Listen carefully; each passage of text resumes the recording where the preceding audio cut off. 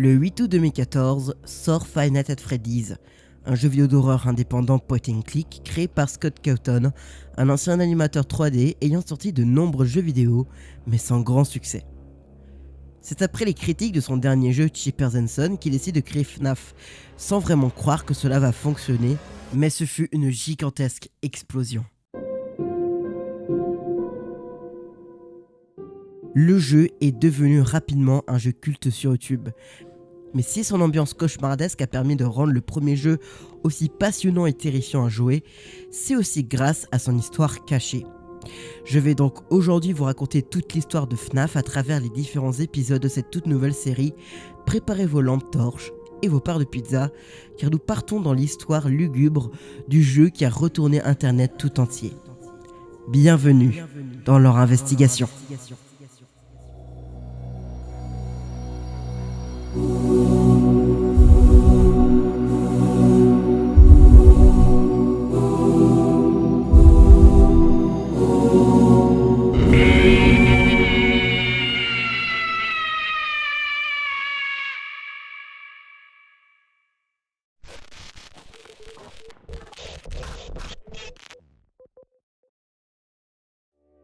Comme toute franchise, tout commence par un premier jeu, et celui-ci se nomme Five Nights at Freddy's, sorti le 8 août 2014.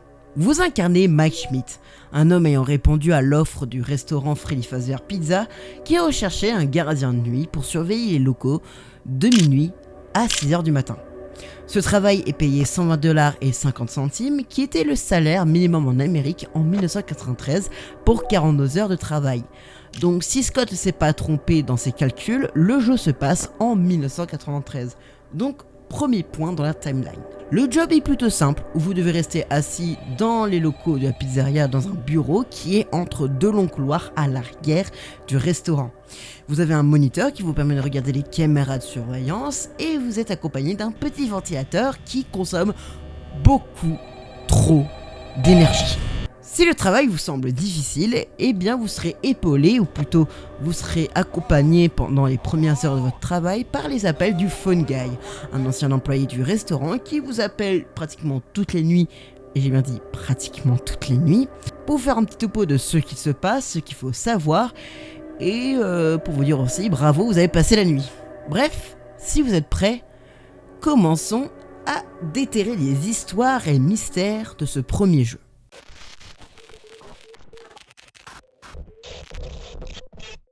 Lors de la première nuit, le phone guy vous informe que l'entreprise n'est en aucun cas responsable en cas de blessure, lacération ou même mort au sein de leurs locaux. Il vous informe aussi que les animatroniques du restaurant, attraction qui se retrouve dans pratiquement tout le restaurant de la franchise Freddy Fazbear Pizza, ont un mode nuit qui leur permet de bouger dans les recoins du restaurant pendant toute la nuit. Il vous informe aussi que ça va faire près de 20 ans que les animatroniques sont en fonctionnement dans le restaurant. Autrement dit, le restaurant est ouvert depuis 1973 au moins. On nous informe aussi que les animatroniques bougeaient aussi pendant la journée, mais ce n'est plus le cas depuis la morsure de 1987. Tout ce qu'on peut savoir sur cette morsure de 87, c'est que ça a été un événement qui a touché sûrement les clients, car sinon je ne verrais pas pourquoi ils bougeraient plus pendant la journée.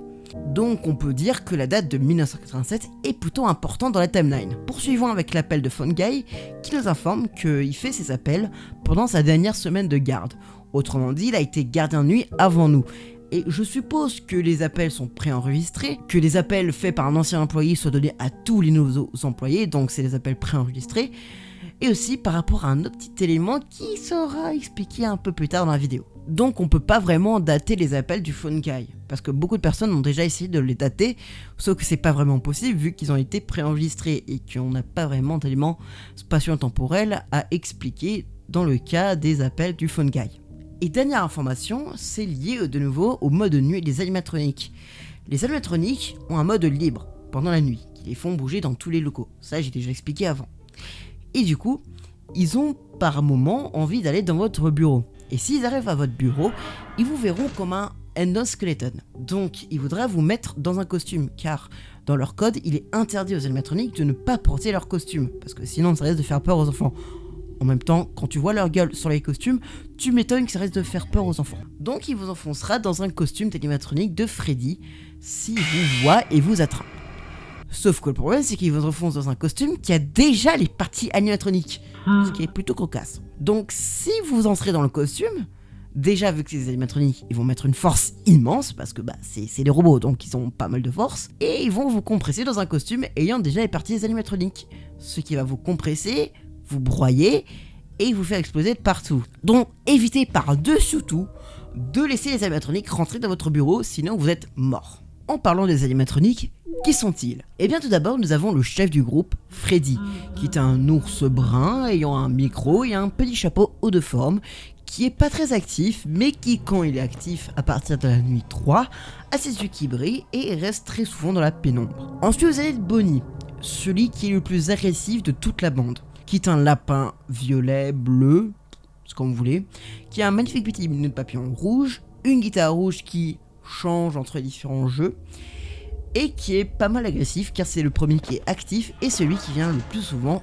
à la porte du bureau. Ensuite vous avez Chica qui est la poule du duo, qui est une poule jaune et non un canard. Pour ceux qui l'ont pensé, ce n'est pas un canard, c'est une poule, qui a un fidèle cupcake rose, qui a un bavoir où il y a marqué Let's Eat, qui veut dire simplement mangeons, qui est l'animatronique qui est le plus têtu, car très souvent elle va soit dans la cuisine faire un peu un boucan, soit reste très souvent au niveau de la porte, contrairement à Bonnie qui lui, dès que la porte est fermée, se barre direct. Ensuite vous avez Foxy, un renard pirate qui est, semblerait-il, en mauvais état, car il est cassé de partout, et qui est même plus disponible à la vision des visiteurs, car son show, sur une sorte de petite place appelée la Pirate Cove, il est en réparation selon ce qui est marqué sur un panneau. C'est l'animatronique qui est le plus chiant selon moi, parce que c'est un animatronique que vous devez tout le temps surveiller, parce que si vous le surveillez pas, il sort de sa Pirate Cove et vient courir à votre porte pour vous faire un magnifique petit jumpscare.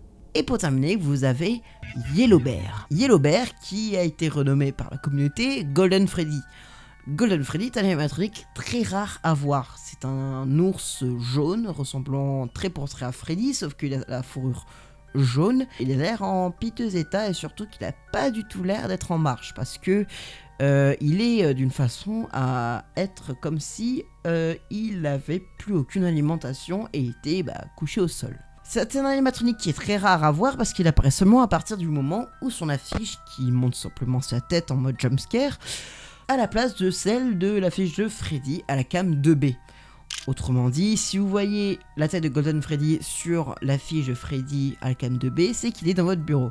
Le seul moyen d'éviter de se prendre jumpscare, c'est simplement relever le moniteur après l'avoir vu dans votre bureau.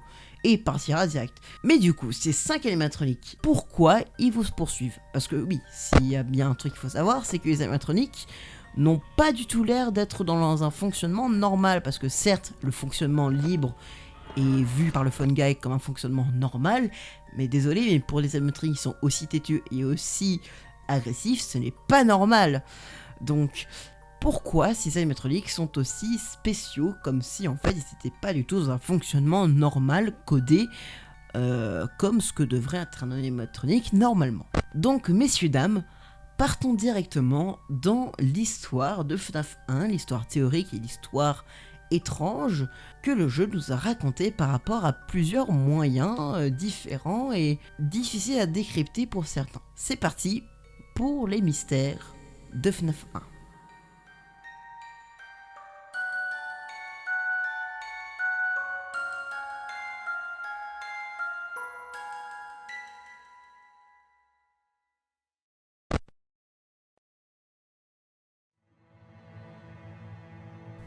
En tout premier, vous avez les appels de Fun Guy qui vous poursuivent jusqu'à la nuit 4, car après la nuit 4, le Fun Guy se fera avoir par les animatroniques qui rentreront dans sa salle de garde.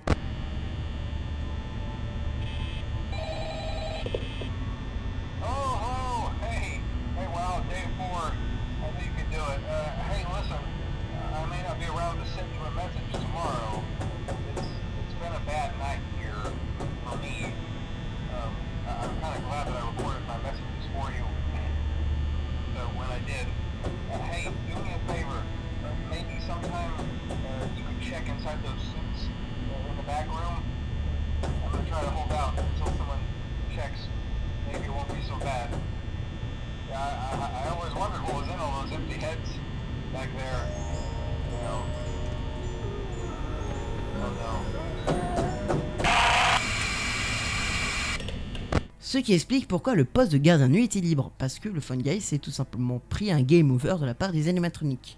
Mais donc, normalement, vous avez plus d'appels après la nuit 4. Donc, et putain, pourquoi il y a un appel à nuit 5 ? Ah oui, c'est vrai.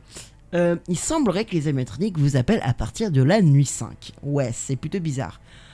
Donc, écoutons leur superbe appel.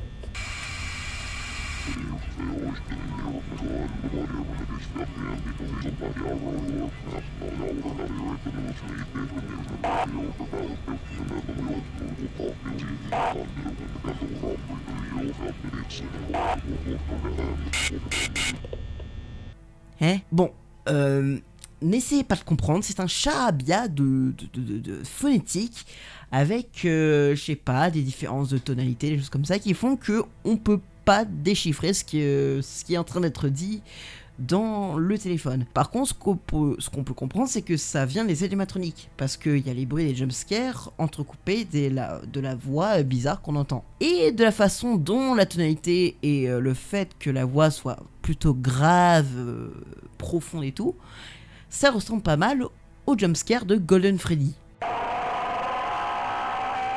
Donc, on pourrait penser que cet appel a été fait par Golden Freddy lui-même, entouré des autres animatroniques. En parlant de Golden Freddy, c'est vrai qu'on n'a pas trop parlé, mais le fait qu'il apparaisse ferait penser comme si c'était un fantôme. Étrange, hein ? Une affaire de fantôme dans FNAF. On n'a jamais entendu parler de ça. Pas du tout. Mais du coup, si je donne l'hypothèse des fantômes, vous aurez donc vu des morts dans les locaux. Et c'est là qu'on va entrer dans le mystère principal de Five Nights at Freddy's, le Missing Children Incident. Ou en français, l'incident des enfants perdus. En anglais, ça sonne beaucoup mieux.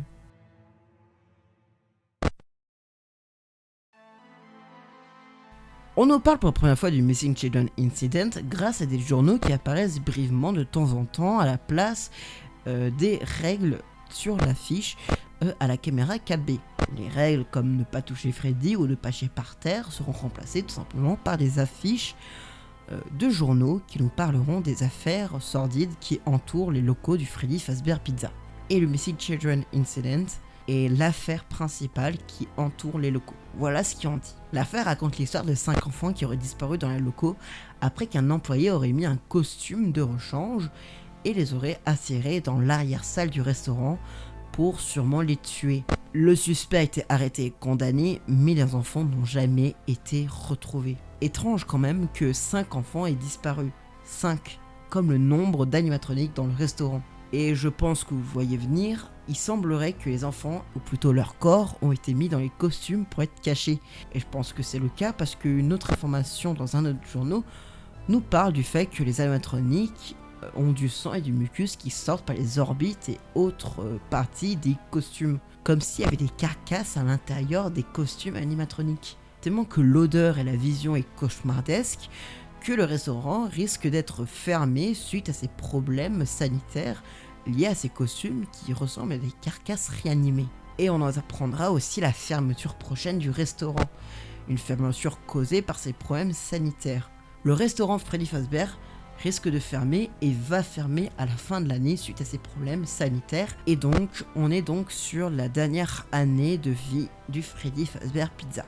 Mais ce qu'il faut se rappeler, donc, c'est que des enfants auraient disparu dans les restaurants et que ces 5 enfants hantent sûrement les animatroniques.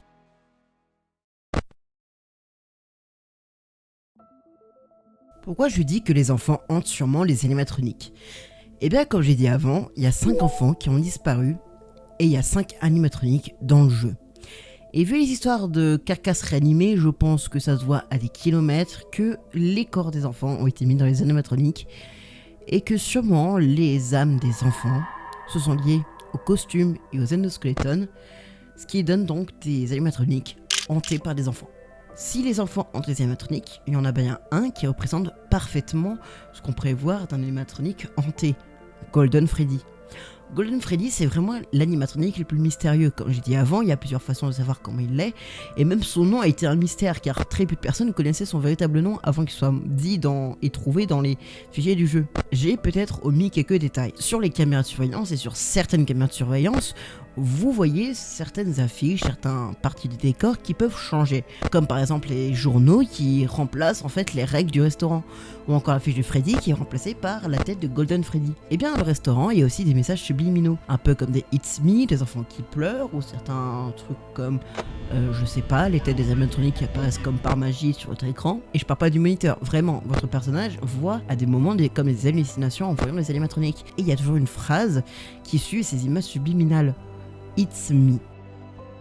It's me qui veut dire en anglais c'est moi. Et on a ces mêmes messages et ces mêmes hallucinations au moment où on voit sur l'affiche la tête de Golden Freddy. Ou même quand il est dans notre bureau, on voit aussi ces images subliminaux. Donc on peut très vite deviner que ces messages subliminaux sont liés à Golden Freddy. C'est moi, it's me. Donc le It's Me est très lié à Golden Freddy, ou plus particulièrement à l'enfant qui le hante. Autre détail bizarre avec Golden Freddy, c'est que dans la Custom Night, si vous marquez avec la difficulté des animatroniques 1987, vous tombez sur un screamer de Golden Freddy qui fera crasher votre jeu.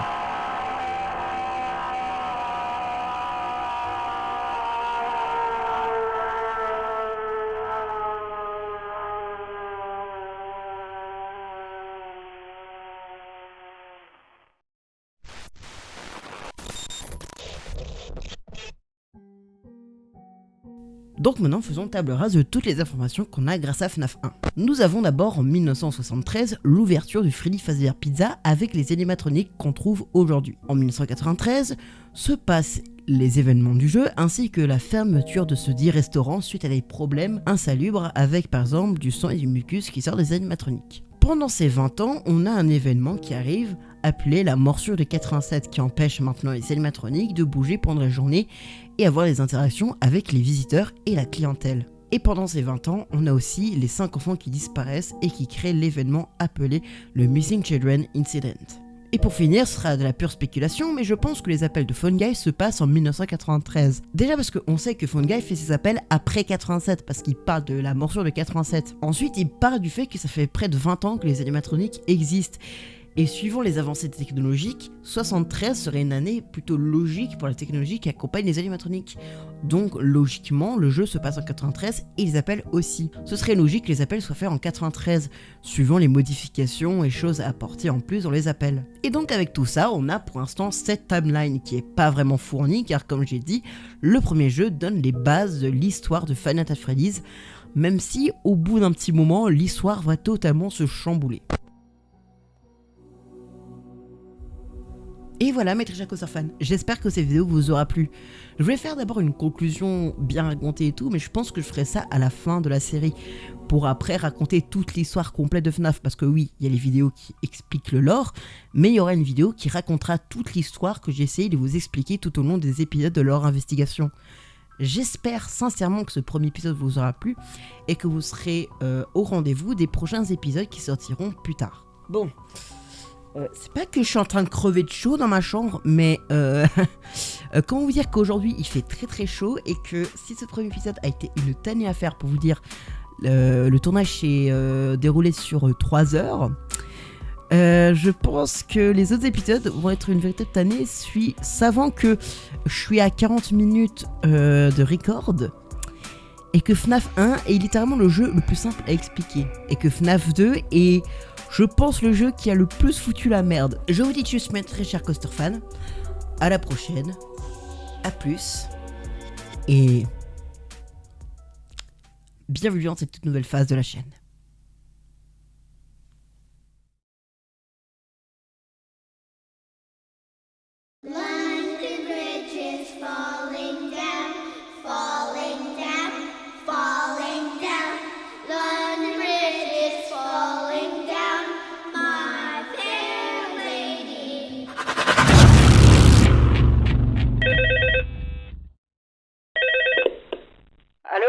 Allô. Rendez-vous le 11 novembre pour la suite de cette aventure sur Five Nights at Freddy's et son histoire cachée.